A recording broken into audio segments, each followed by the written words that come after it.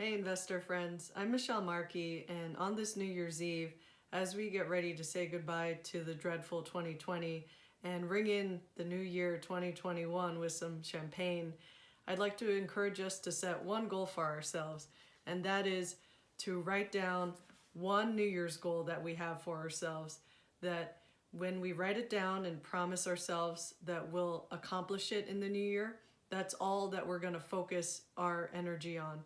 As I'm not about big, grand resolutions for New Year's, I just want us to focus on one that we will promise we will do in the new year. One of the goals we might have for next year is to become a better human being. And if I may suggest, I have two books that can help us do just that. And they are the timeless classic from 1936, How to Win Friends and Influence People by Dale Carnegie, and the 1984 Influence by Robert Cialdini. And these books are on many successful people's reading lists, and they tell many lessons, most of which I won't be able to cover today, but these crucial self-development lessons can help us become better human beings and help us deal with people and in turn become better investors. I want you, the viewer, to know that I like you and I'm grateful you're watching this, because I believe we have the same goals of becoming better humans and better investors. So I'd love if you'd grab yourself a cookie and please like and subscribe, because I'm going to highlight some of the character attributes and habits that have the potential of making us into millionaires from what we learn in these books. I mentioned this in my previous video as a salient finding from the University of Chicago as discussed in Dale's book, and it found that the prime interest of people includes their health and human relationship skills. And Andrew Carnegie, the famous industrialist, philanthropist, and steel king, his protege was Charles M. Schwab, not to be confused with the other Schwab who founded a brokerage firm, but the steel magnate known as Charles Schwab, who knew how to handle people, and Andrew Carnegie was willing to pay him $1 million salary for that when other people were making much, much less in the earlier part of the 1900s. So that ability to handle and deal with people is a fundamental habit and attribute that can help people become really wealthy if you know how to do it extremely well. The key to Charles Schwab's success was that he believed his greatest asset was the ability to arouse enthusiasm in his people and to develop the best in them by showing them appreciation and encouragement. So the moral of this story is to be loath to share criticism while lavishly giving praise onto everyone around you, and not just any kind of praise, but sincere praise and specific praise that someone is receptive to hearing, because one way to get people to change is to see it within themselves, an idea that they can believe and feel responsibility towards, because there's no helping someone if you try to get them to change through negative words. You want to provide specific feedback that someone is willing to hear and that they can find it within themselves to want to change and believe that they can be a better human that way. Both of these books emphasize that if you want to get other people to see things from your side, that you need to use empathy in understanding other people's needs and wants.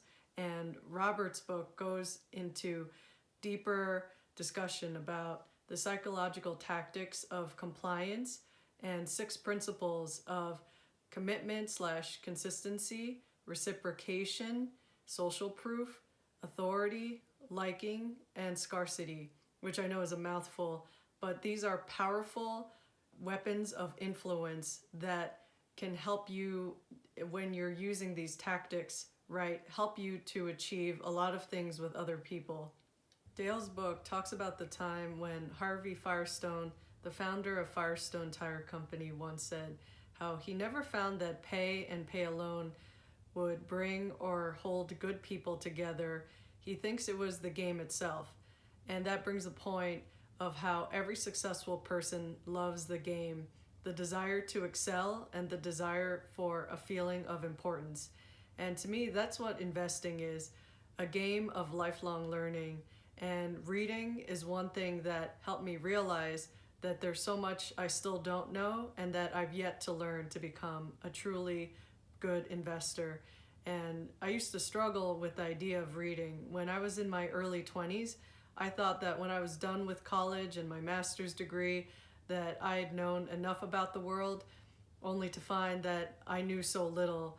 So at some point, I became really into reading, and in the last 2 months alone, I've reread 4 books. So I'm glad that I was able to get over some of my resistance to wanting to read books. And now I find myself reading these books again so that I relearn some lessons that I've forgotten.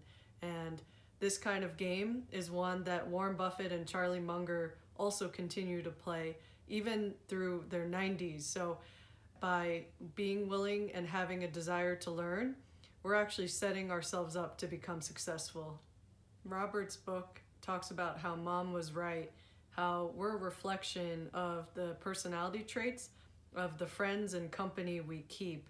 And with this principle of liking, there's a concept of association where we want to associate ourselves with successful people or people we admire, and sports teams that we root for represent us. And it's a very personal thing.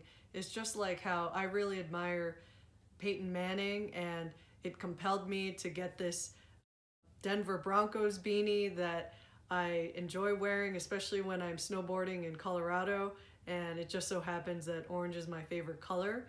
But you can see how this principle of liking and association makes us do things so that our own prestige rises, and it makes us want to be better versions of ourselves. One of my favorite lessons from Dale's book is how Teddy Roosevelt developed an honest liking for the White House staff, and he knew each and every one of their names. And Dale also talks about how a person's name is the sweetest word that they'll ever hear. So by committing people's names to memory and truly showing that you actually are genuinely interested in others, it can help you not only get along, but also become one of the most enduringly popular presidents of the history of the US in Teddy Roosevelt, who I happen to think is also pretty cool because he was such a maverick and outdoorsy kind of guy, and he just kicked butt. So I kind of look back at how if there's any president to admire, Teddy shows some good lessons to learn from. And my New Year's goal is to win investor friends like yourself along my mission to help others and myself become the best investors we can be. And if you enjoyed this video or learned something, please like and subscribe, and I wish you well on your journey towards financial freedom. Till next year,